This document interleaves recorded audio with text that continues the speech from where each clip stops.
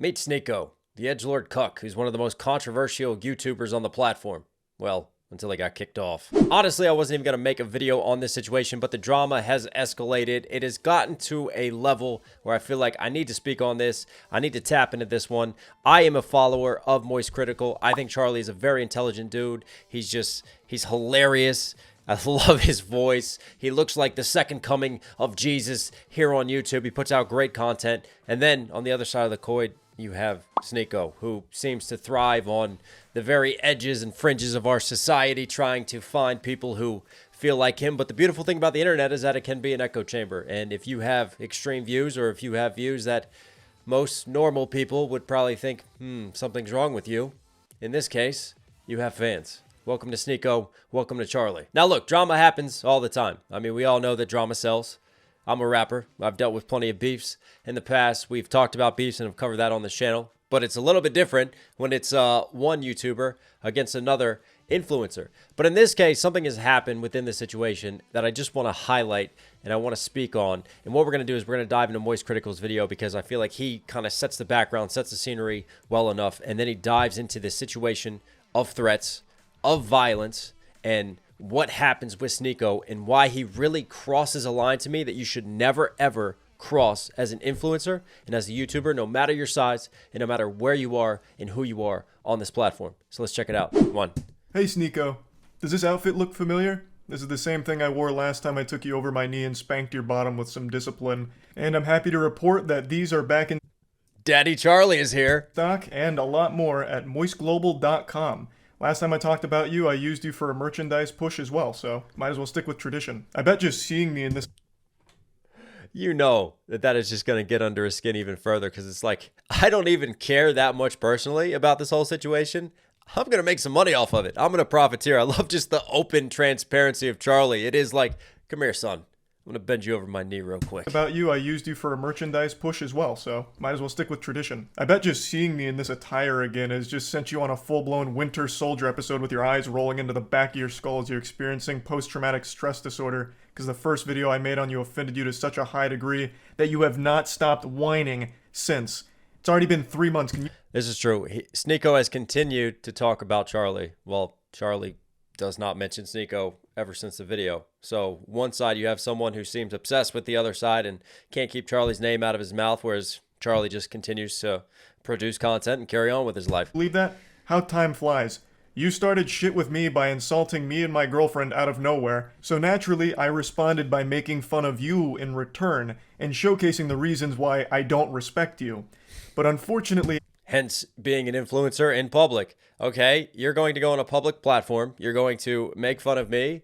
Well, quid pro quo. Guess what? I'm going to go on a public platform as well and respond in due kind. In return, and showcasing the reasons why I don't respect you. But unfortunately, I failed to calculate just how much of a sensitive fucking loser you are. Because this hurt your feelings to such a high degree, it's become like an Armageddon in your brain.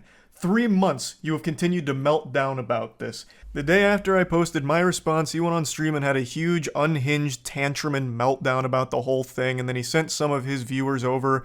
So I was joking with... What is this trigger safety? The dumbass has his finger on the trigger. What are you doing? What are you doing there? Him saying like, oh, you guys must have just stopped the cuties watch party. People like this should not be allowed to purchase firearms. Over there at Sneako's stream, right? Welcome cucks, that kind of shit. And it got really under his skin in a big way, so he started dancing around with the gun and threatening to come shoot me. So he kept saying, oh, you're in Tampa, right? I'll come see you, waving his gun around and dancing. You wanna watch my clips? Watch my clips. Watch my clips. You wanna watch? I mean, those aren't even clips, those are magazines.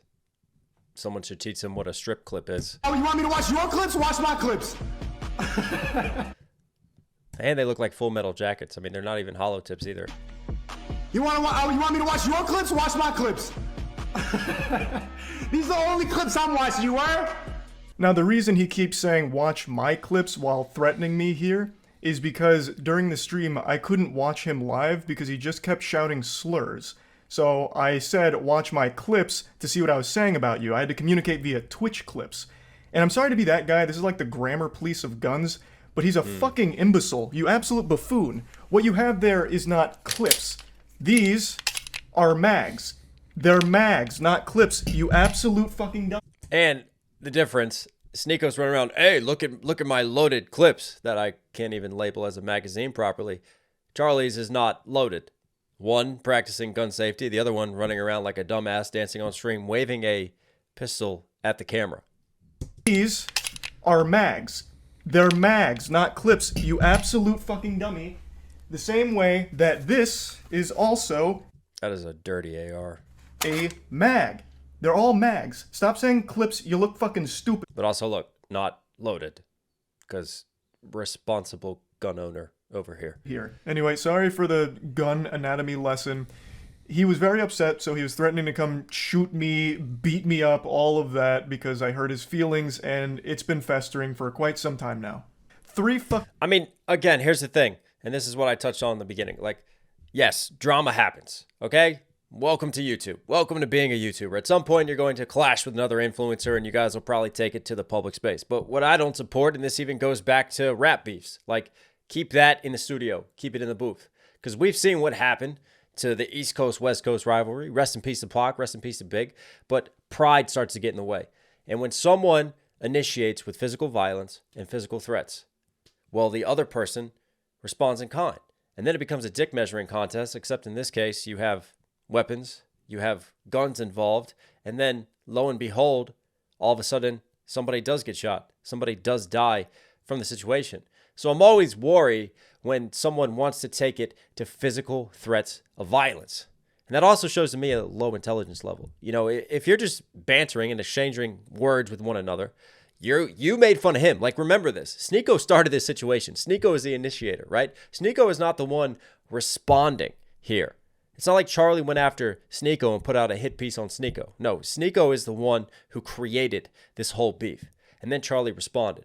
So to me, right, Sneako is showing a lower IQ here because instead of taking his words, flipping them back on him, finding ways to rebuttal, finding ways to, you know, further make fun of Charlie, if that's his aim, if that's what he wants to do, all of a sudden it's like he's auto-lost his situation. Because the second that you want to resort to violence, that you want to go from mere words to violent escalation in a violent situation, that shows to me that that's actually a better move. That's not an alpha move. That's not a power move.